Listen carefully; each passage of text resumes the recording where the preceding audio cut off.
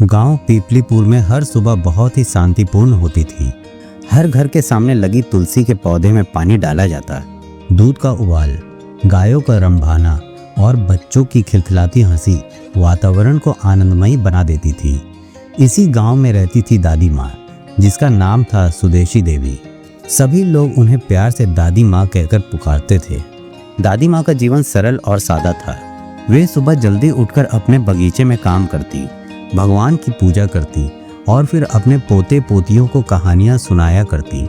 उनके पास एक प्रिय कौवा था, जिसे वे कालू कहती थी। कालू और दादी माँ की दोस्ती की कहानी बहुत पुरानी थी। कालू हमेशा दादी माँ के आसपास ही मंडराता रहता था। वह कभी उनकी खिड़की पर बैठता, कभी आंगन में फुदकता। दादी माँ भी उसे दाने चने खिलाती और उसके साथ बातें करती। कालू उनकी बातों को ध्यान से सुनता और कभी कभी अपनी काँव से उत्तर भी देता। कालू का जन्म भी इसी गांव में हुआ था। वह छोटा सा चूजा था जब उसकी माँ का देहांत हो गया। अकेले और असहाय कालू को दादी माँ ने अपने घर के पास देखा। उन्होंने उसे उठाया और अपने घर ले आई। दादी माँ ने उसे अपने पोते की तरह पाला। उसके लिए उन्होंने छोटे छोटे दाने चने और पानी का इंतजाम किया। धीरे धीरे कालू बड़ा हुआ और उसने उड़ना सीख लिया, परंतु उसने कभी दादी माँ का साथ नहीं छोड़ा। कालू दिन भर गांव में उड़ता फिरता, पर हर शाम को वह वापस दादी माँ के घर आ जाता।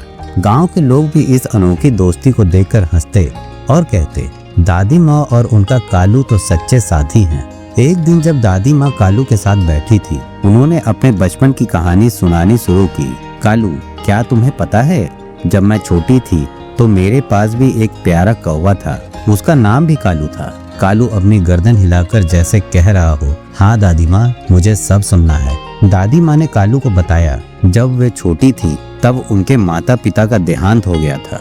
वे बहुत अकेली हो गई थी। तभी एक दिन उन्हें एक छोटे से कौवे को घायल अवस्था में पाया। उन्होंने उसकी सेवा की और उसे ठीक किया। वह कौवा उनका सच्चा साथी बन गया। दादी माँ ने कहा, उस कालू ने मेरी बहुत मदद की। वह मेरी हर बात समझता था और मुझे कभी अकेलापन महसूस नहीं होने देता था। जब मैं बड़ी हुई तो वह कौवा भी बूढ़ा हो गया और एक दिन चल बसा। मैं बहुत दुखी थी, पर मैंने उसकी यादों को अपने दिल में संजोकर रखा। कालू ने दादी माँ की आंखों में आंसू देखे और अपनी काँव से उनका ध्यान बटाया। दादी माँ हंस पड़ी और बोली, अरे तुम भी मेरे पुराने कालू की तरह हो, मुझे कभी अकेला नहीं छोड़ते। समय बीतता गया और दादी माँ बूढ़ी होती गई। एक दिन वे बीमार पड़ गई। उनका शरीर अब कमजोर हो गया था और वे ज्यादा चल फिर नहीं पाती थी।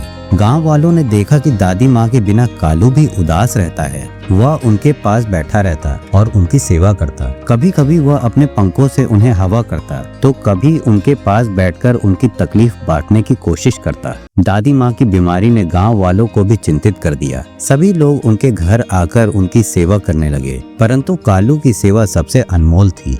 दादी माँ की हालत दिन ब दिन बिगड़ती जा रही थी। एक दिन उन्होंने अपने पोते पोतियों को बुलाया और कहा, बच्चों, मैं अब ज़्यादा दिन नहीं जीऊंगी, पर मेरा कालू हमेशा तुम्हारे साथ रहेगा, इसका ख्याल रखना। उस रात दादी माँ ने कालू से कहा, कालू, मेरे जाने के बाद तुम इन बच्चों का ख्याल रखना, उन्हें तुम्हारी ज़रूरत होगी। दादी माँ की बातें सुनकर कालू ने अपनी आंखों में आंसू भर लिए और अपनी काँव से उनका उत्तर दिया। अगले दिन दादी माँ ने संसार से विदा ले लिया। दादी माँ के जाने के बाद कालू ने उनके पोते पोतियों का ख्याल रखा। वह हमेशा उनके साथ रहता, उन्हें सुरक्षित महसूस कराता। गांव के लोग अब भी इस अनोखी कहानी को याद करते हैं और कहते हैं, दादी माँ और कालू की दोस्ती अनमोल थी। कालू आज भी गांव के बच्चों के साथ खेलता और उन्हें दादी माँ की कहानियाँ सुनाता। यह कहानी हमें सिखाती है कि सच्ची दोस्ती और प्यार किसी भी रूप में हो सकता है, चाहे वो इंसान हो या पक्षी। दादी माँ और कालू की अनोखी कहानी हमारे दिलों में हमेशा जीवित रहेगी। अगर आपको कहानी पसंद आई तो चैनल को सब्सक्राइब और शेयर जरूर करें।